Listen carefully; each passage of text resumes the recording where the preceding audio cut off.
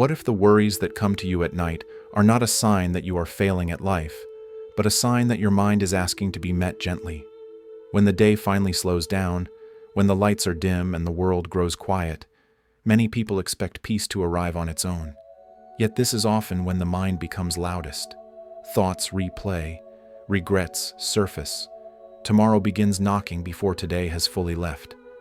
If this is happening to you, nothing is wrong with you. You are not broken. You are human. The wisdom of Buddhism teaches that rest does not come from forcing the mind into silence. It comes from understanding, acceptance, and knowing when to let go. Tonight, we'll explore 7 gentle Buddhist lessons meant specifically for these quiet hours before sleep. You don't need to believe anything. You don't need to fix yourself. Simply listen and allow these words to meet you where you are.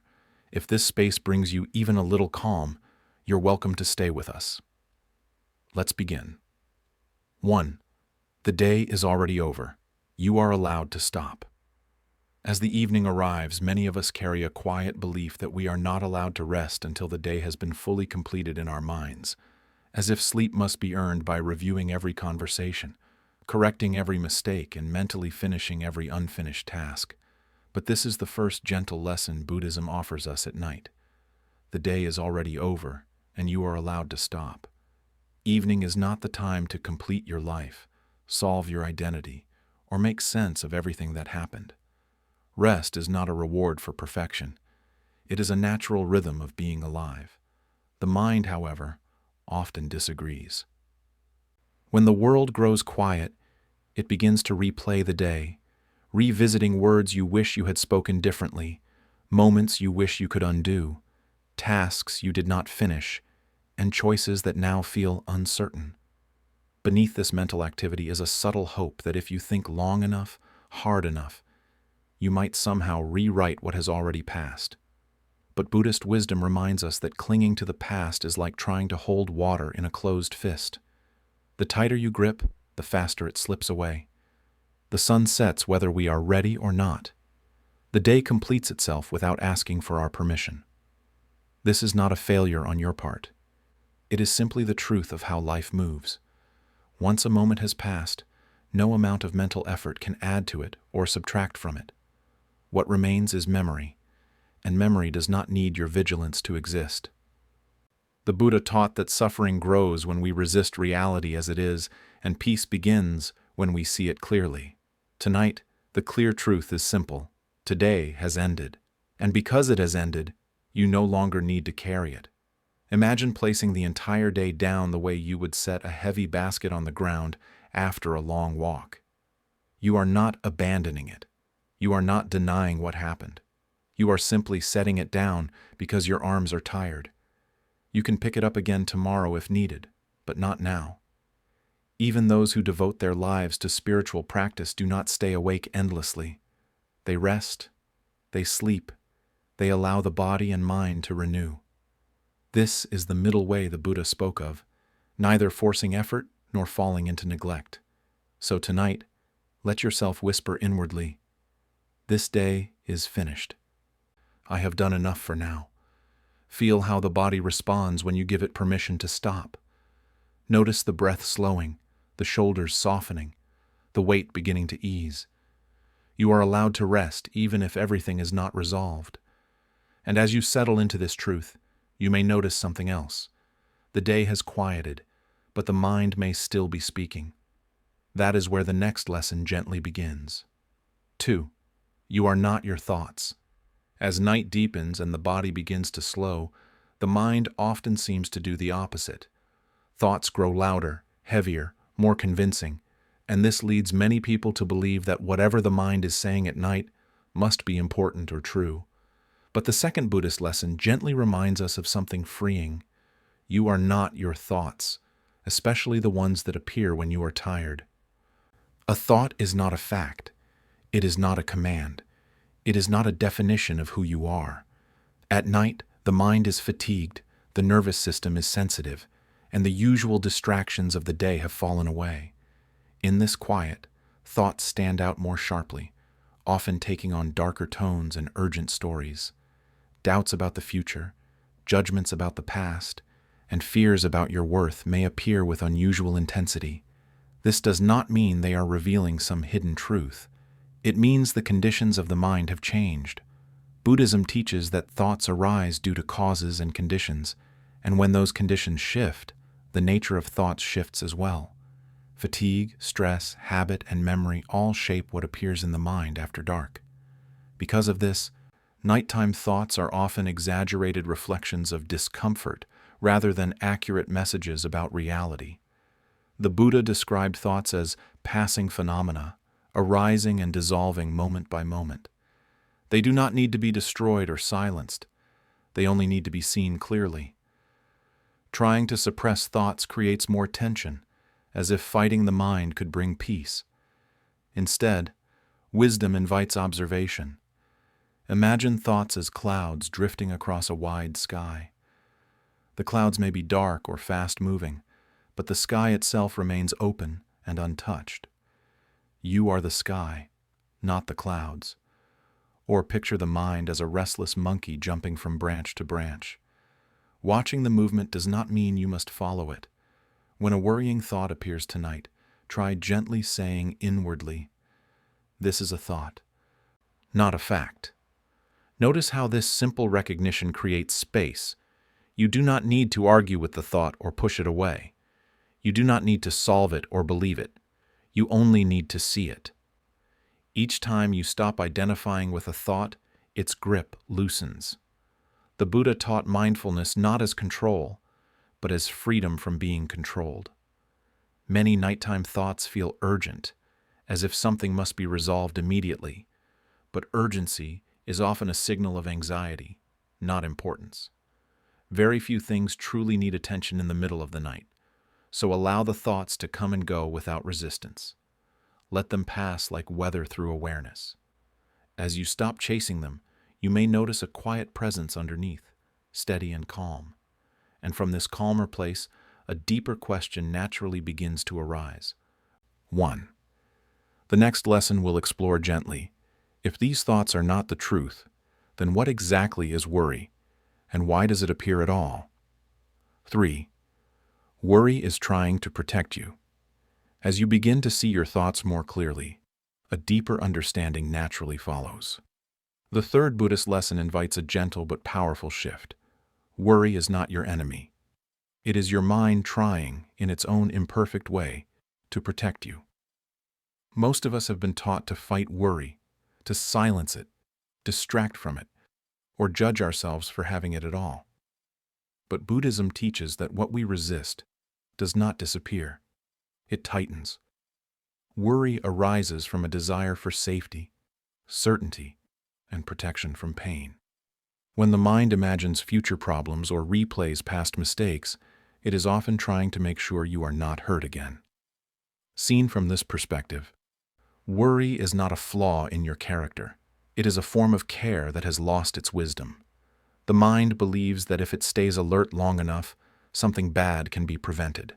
At night, when defenses are low and the body is tired, this protective instinct becomes louder and more insistent. The Buddha taught that suffering increases when we meet inner tension with hostility. Fighting worry adds a second layer of pain on top of the first. Understanding, on the other hand, softens it. Imagine a small child who refuses to sleep because they are afraid. Yelling at them to be quiet would only make the fear stronger. What calms the child is being seen, reassured, and held in safety. Your worrying mind is not so different. Or imagine setting your shoes beside the bed after a long journey. You are not throwing them away. You are simply not wearing them while you rest. Tonight, try meeting worry with recognition instead of resistance. Silently say, "I see that you are trying to help me." Notice how this acknowledgement changes the tone inside. When the mind feels heard, it no longer needs to shout. Then gently add, "Thank you. I am safe enough to rest now." This is not denial. It is wisdom. You are not saying life has no challenges. You are saying this moment is not the time to carry them. The Buddha spoke of skillful and unskillful states of mind.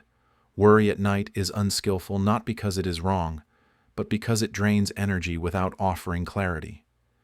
Rest, by contrast, is deeply skillful. It restores the nervous system and prepares you to meet tomorrow with balance. Feel how the body responds when you choose kindness over struggle. The breath deepens. The chest softens. The mind begins to settle because it has been understood. If this perspective is bringing you even a small sense of ease, you're welcome to support this space with a gentle like or a quiet comment, helping these teachings reach others who may be lying awake just as you are. And as worry loosens its grip, a new question naturally emerges, one the next lesson will explore. If we are not meant to carry fear into the night, what about the future that keeps pulling our attention forward? 4. You don't need to control tomorrow tonight. As night continues, many worries quietly shift their focus away from the day that has passed and toward the day that has not yet arrived. The fourth Buddhist lesson offers a clear and calming reminder. You do not need to control tomorrow tonight. The mind often believes that thinking more is the same as preparing better, that running through conversations, imagining outcomes, and rehearsing responsibilities will somehow make the future safer. But there is a difference between wise preparation and anxious control. Letting go does not mean neglecting your life. It means recognizing when effort no longer serves you. At night, the mind tends to run ahead, replaying imagined dialogues, worst-case scenarios, and unresolved responsibilities as if tomorrow could be managed through worry alone. This habit feels productive, but it quietly steals your peace. Buddhist wisdom teaches that the future is impermanent, shaped by countless conditions beyond your control. Trying to secure it through mental tension is like trying to hold the wind in your hands. The tighter you grasp, the more it slips away. This understanding is not meant to make you passive. It is meant to make you free.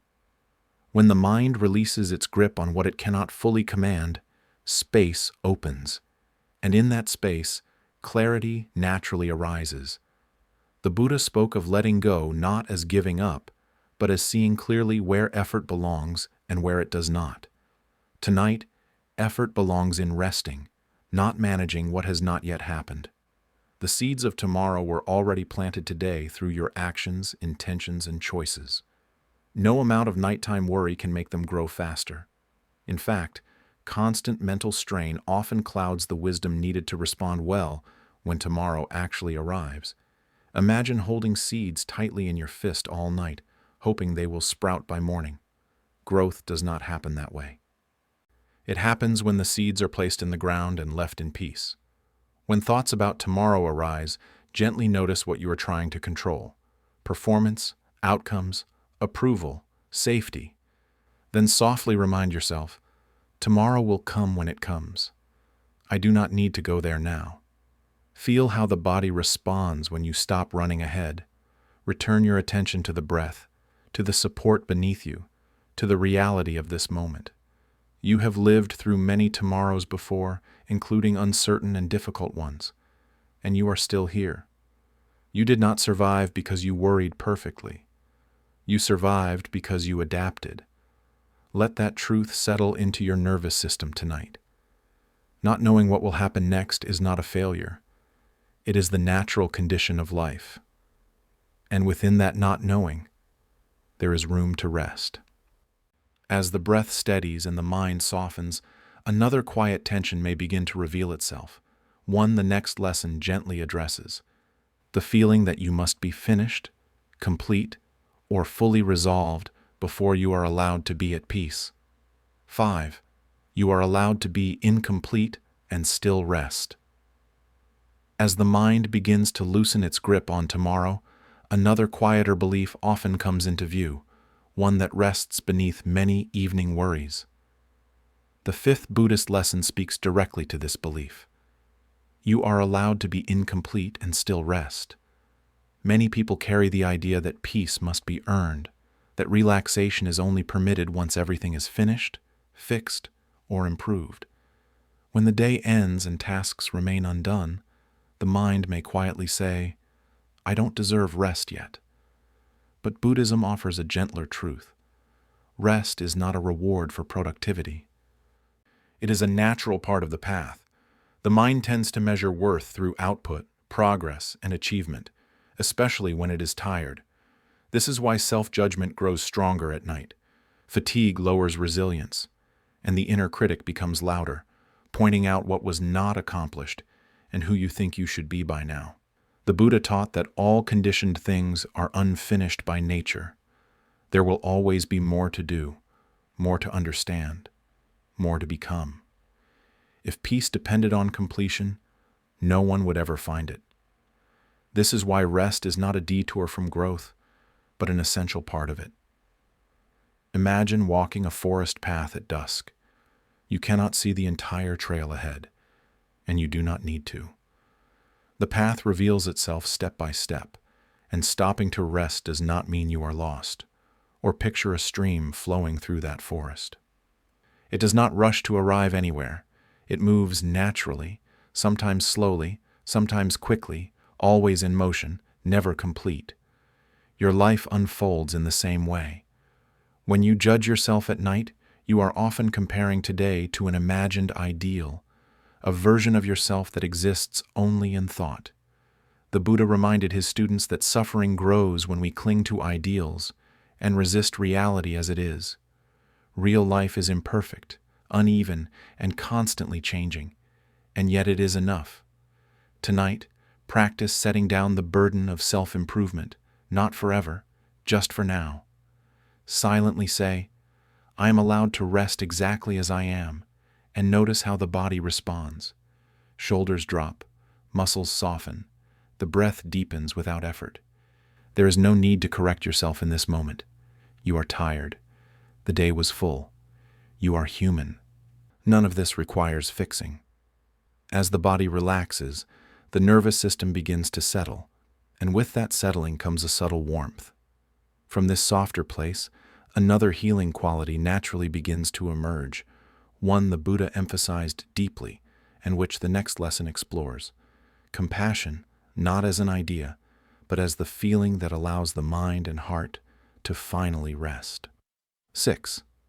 Compassion calms deeper than thinking. As the striving to fix and improve finally begins to rest, the sixth Buddhist lesson reveals something quietly transformative. Compassion calms the mind more deeply than thinking ever can. When worry arises, the instinct is often to analyze, plan, or mentally rehearse, as if one more round of thinking might finally bring relief. But many evening worries are not problems to be solved. They are signs of a tired heart asking for kindness. The mind is skilled at reasoning, but it is not always capable of soothing.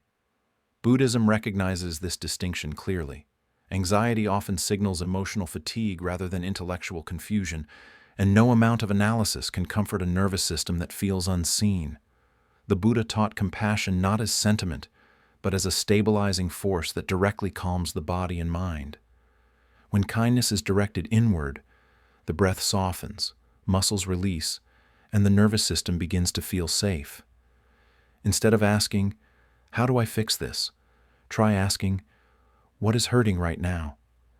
This simple shift moves you from problem-solving into presence. Imagine how you would respond to a close friend who came to you at the end of a long day, feeling overwhelmed. You would not criticize them for worrying or tell them to try harder. You would listen. You would reassure them. You would let them rest. You deserve the same care. Gently place a hand over your chest or on your abdomen and notice the warmth of that contact. This is not symbolic. It is a physical signal of safety. The Buddha taught loving kindness as a daily practice because it communicates directly with the nervous system, bypassing the endless loops of thought. Silently offer yourself a few simple phrases, such as, "I'm okay right now," or "I'm not alone in this." These words do not need to be believed to be effective. They only need to be sincere. Compassion does not erase difficulty, but it makes difficulty bearable. It replaces urgency with warmth and judgment with care. As compassion settles in, you may notice the mind growing quieter without being forced into silence. This is because the underlying tension has been met. The heart no longer needs to defend itself. The Buddha emphasized that a compassionate mind naturally becomes still, not through effort, but through ease. Allow this warmth to spread gently through the body, as if you are being held by the moment itself. There is nothing to prove and nothing to solve right now, just this breath, just this presence, just this quiet sense of being supported. From this softened and warmed state, another understanding begins to arise naturally, one that brings all the lessons together. The next and final lesson invites you to rest in a simple but profound truth, that in this moment, nothing is missing at all. 7. Nothing is missing in this moment. As the night grows quieter, the final Buddhist lesson gathers everything you've heard into one simple and deeply settling truth. Nothing is missing in this moment. Much of our restlessness comes from the feeling that something is lacking, that we are behind, unfinished, or not yet where we should be. The mind compares what is happening now with an imagined version of how life ought to be, and in that comparison, peace seems to disappear. But Buddhism teaches that peace is not distant or hidden. It is only obscured by the habit of comparison. The sense of lack is created by thought, not by the present moment itself. Right now, as you listen, you are breathing. Your heart is beating. Awareness is here. From a Buddhist perspective, this is not a small thing. It is everything. The present moment already contains what you need to rest. Suffering arises not from discomfort, but from resisting what is already here. When the mind stops arguing with reality, it naturally begins to settle. Imagine a lake at dusk. The surface may still ripple from passing winds, but beneath those ripples is quiet depth. Thoughts may continue to appear, but they no longer disturb the deeper stillness underneath, or bring your attention to a single breath. You are not controlling it. You are simply noticing that it arrives and leaves on its own. Life knows how to support itself, and you are part of that life. When you stop searching for something else to fix, complete, or improve, you begin to notice that rest has been available all along. Silently say to yourself, "In this moment, I am enough," and then gently add, "I am safe enough to rest." These are not affirmations meant to convince you of something unreal. They are invitations to notice what is already true beneath the noise. There is nothing you need to solve tonight, nothing you need to prepare, nothing you need to become before sleep arrives. Let your attention rest where you are, with the rhythm of your breath, the support beneath your body, and the quiet presence that remains when striving falls away. This is the natural state the Buddha pointed toward again and again, not found elsewhere, but revealed when grasping softens. If these teachings have brought you even a small sense of calm, you're warmly invited to continue this journey with us. Gently like the video, leave a quiet comment, or subscribe for more Buddhist wisdom and peaceful reflections designed to support your daily life and restful sleep. Your presence helps this space reach others who may be lying awake searching for the same peace. May you sleep deeply tonight. May your mind be at ease. And may you remember that peace is closer than you think.